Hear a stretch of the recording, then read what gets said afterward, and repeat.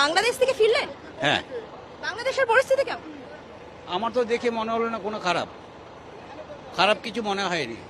বাংলাদেশে কোথায় থাকেন? ভাঙা, ফরিদপুর ভাঙা। আচ্ছা, সেখানে পরিস্থিতি কেমন এখন? পরিস্থিতি ভালো না, ওইখানে মায়ের চাপ লাগতেছে না, কিন্তু হুমকি হামকি দেয়, ভিতরে ভিতরে হুমকি হামকি দিচ্ছে। এই জন্য মানে সব সময় যতটা পারে নিজের ইসের জন্য ঘরে থাকারই চেষ্টা করা যায়। মহিলারা তো বেরিয়ে হয় না, হ্যাঁ, যতটা কম বেরোইতে পারে ততটা। আর দোকান পাশার বড় বড় দোকানদার যারা, তারা তো মনে করেন 6টার আগেই দোকান বন্ধ করে যায়, যার বাড়ি দেওয়ার চেষ্টা করে। এটা কি সংখ্যালঘু যারা তারা নাকি সবাই?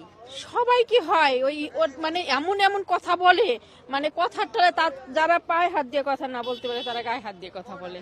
হ্যাঁ, মান সম্মানের ভয়তে তারা নিজেরাই চুপ করে থাকে, তো দোকান বন্ধ, ঠিক আছে বেচা কিনা হবে না, দোকানদারি বন্ধ করে দিই। আগে এরকম সন্ধ্যার আগে যেরকম মেয়েরা যাইতো, মহিলারা যাইতো, সন্ধ্যার পরেই তো স্বাভাবিক একটু মেয়েদের নিয়ে বের হয়, কাজ বাজ সারা হয়, কিন্তু এখন আর সেই পরিস্থিতি নাই। আমি সোমবার একটু বাইরে গেছি, মার্কেটের ভিতরে গেছি, তখন বলে কি আপনি রাত্রিরে বেরোইছেন কেন? কে বলছে? মানে আমাদের কাস্টের লোকজনই বলছে। হ্যাঁ, আমি বলছি কি কেন, এমন কি? কয় কি বাইরে তো বাইরেও না, আমরা বাইরে থাকি, আমরা বুঝতেছি যে কি পরিস্থিতি। ওরা পায়ে পাড়া দিয়ে তারপরে আর কি গ্যাঞ্জাম করে। হ্যাঁ, আর যা না বলতে পারে খারাপ ভাষা বললো, যাতে কথা বলা লাগে ওদের সাথে। আর আগে কিন্তু আমরা এরকম বাইরেই না, যখন তখন বের হয়েছি, মানে স্বাধীন মনে চলছি।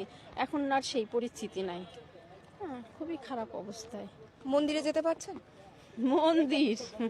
মন্দিরে এর আগে একটা অনুষ্ঠান হয়েছে, মন্দিরে গেছি, কিন্তু ওইখানে আবার ওই যে মানে তাদের মানে ঠিক কইরা, মানে তাদের আর কি হাত ঠাত করে তারপরে আর কি অনুষ্ঠানটা করছে। হ্যাঁ, একটা মানে ভাগবত পাঠ হয়েছে, একটা কীর্তন হয়েছে, অনুষ্ঠানটা করা শুরু হয়েছে তখনই আর কি এরকম হয়েছে, কিন্তু তাদের তখন হাতে নিচ্ছে।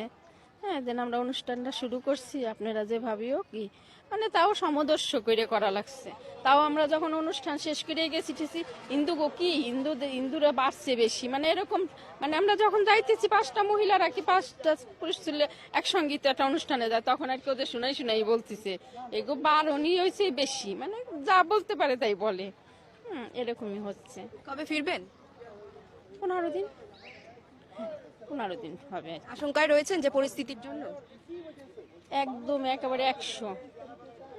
এত হুমকি দিচ্ছে তারা, তো এত মানে এমন হুমকি দিচ্ছে, তারা ভারতের সাথে যুদ্ধ করার জন্য প্রস্তুত। হ্যাঁ, তা মানে এটা একেবারে ওপেনে না, মানে একদম সদরে এরকম কথা বলতেছে তারা। ভারতে এসে নিরাপদ বোধ করছেন? অবশ্যই স্বাধীনভাবে চলি আমি তো অনেক দিন করে থাকি, সত্যি কথা যা। আমি যখন আসি মেয়েটাকে নিয়ে আসি, আমি অনেক দিন থাকি, খুব শান্তি।